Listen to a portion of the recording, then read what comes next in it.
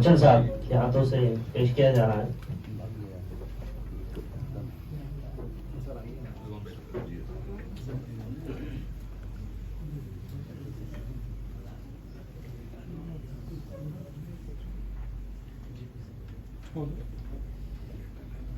Amendment bill जो लाया गया है, इसके अंदर अमेंडमेंट किया जा रहा है और लगातार इसका विरोध भी पार्लियामेंट में भी नजर आया और उलमा इकराम भी लगातार करते जा रहे हैं। क्या कहेंगे इसके ऊपर? देखिए, जो एक हुकूमत अमेंडमेंट बिल के लेके आई है, आपने यहाँ भी देखा होगा कि जो हमारे मौलाना मोइन साहब हैं, मर्चेंट साहब एक एडवोकेट हैं, और तमाम भिवंडी से मोइन साहब हैं, काफ़ी हमारे आलिम उलमा इकराम हैं। तो आज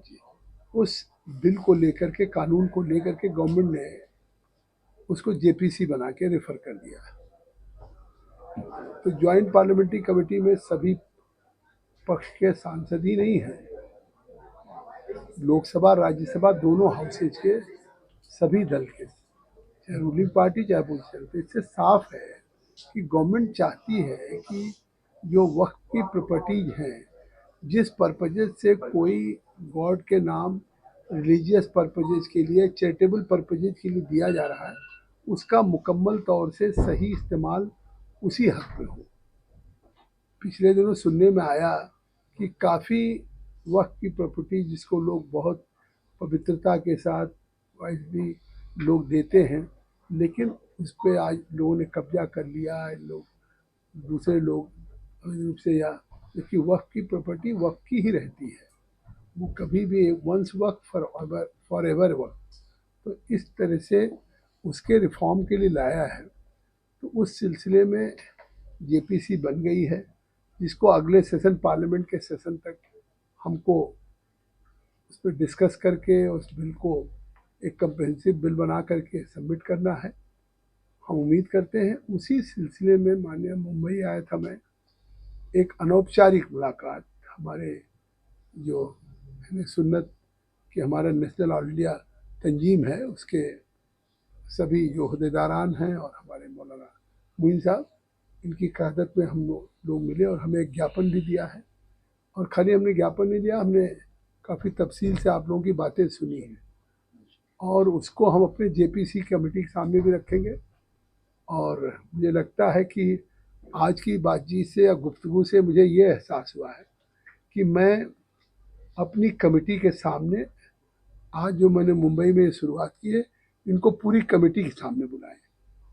जिससे कि कम से कम आप जो एक नुमाइंदगी करते हैं या जो सही मायने में कंसर्न है, इशूज हैं, वो इशूज और कंसर्न को एक कमेटी के सामने आएगी, तो कमेटी फिर एक आपस में रायशुमारी करके कंक्लूजन पे या लॉजिकल एक एंड पे पहुंचने में बहुत आसानी होगी, क्योंकि आप सब लोग उससे सीधे सीधे ताल्लुक से हैं, जुड़े हुए हैं, चाहे खानका हो, चाहे इदारा हो, चाहे हमारी मास्क हो, या जो भी चीज़ें हैं, तो उन चीज़ों से जुड़े हुए लोग हैं। तो मुझे लगता है कि ये केवल हम एक ज्ञापन ले लें, आप लोगों की बात सुन लें, तो ये तो मैंने किया है और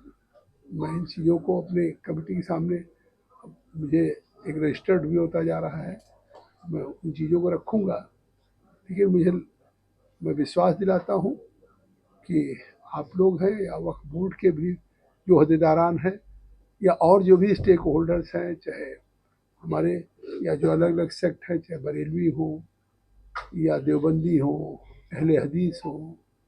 या वहाबी हो, सिया हो, हो, सभी लोगों को भी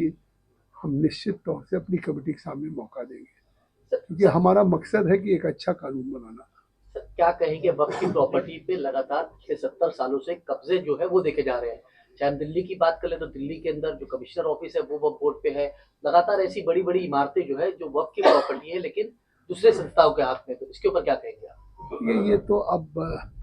आज एग्जीक्यूटिव का काम है। जैसा अभी यहाँ भी लोगों ने कहा कि कुछ प्रॉपर्टी चली गई, कुछ प्रॉपर्टी आ गई। हमारा जो कानून बनाने का दायरा है उसमें यह है कि हम उसमें क्या कर सकते हैं बेहतर, कि वक्त की प्रॉपर्टी किसी कब्जे में न जाए, वक्त की प्रॉपर्टी जो है उसकी इनकम से आम मुस्लिम्स को और पसमानदा को या हमारी बहनों को, ख़वातीन को या बच्चों को उसकी आय से लाभ मिले, तब तो फिर जिसने जिस पवित्रता के साथ अपनी प्रॉपर्टी को वक्फ के लिए दिया है कि हमारे कौम के लोग, आपने देखा बहुत अच्छे सवाल आए मेडिकल का, एजुकेशन का, कि आज इलाज कराने का